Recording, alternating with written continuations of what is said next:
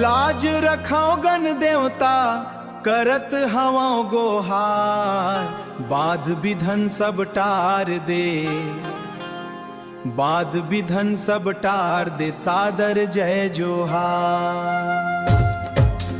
पर्वतिया के लाल के मुसवा करे सवार, पहली पूजा तोर है मानत है संसार, ली पूजा तोर है मानत है संसार। दुखिया मन के आस तय नमन हजारों बार, बाध विधन सब टार दे, सादर जय जोहार।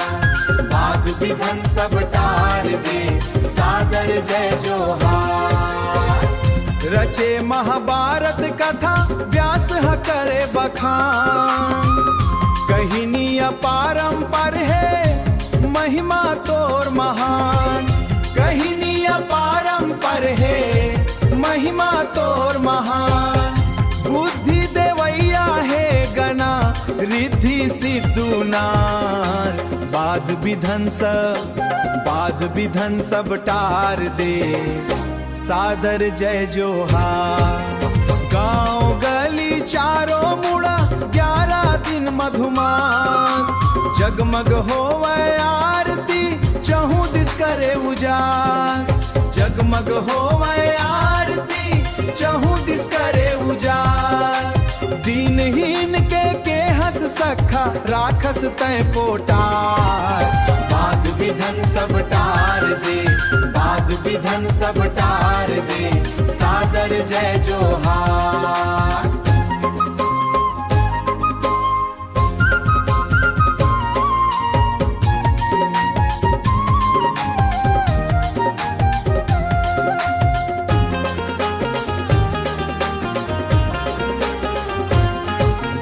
पर्वतिया के लाल के मुसवा करे सवार, पहली पूजा तोर है मानत है संसार, ली पूजा तोर है मानत है संसार।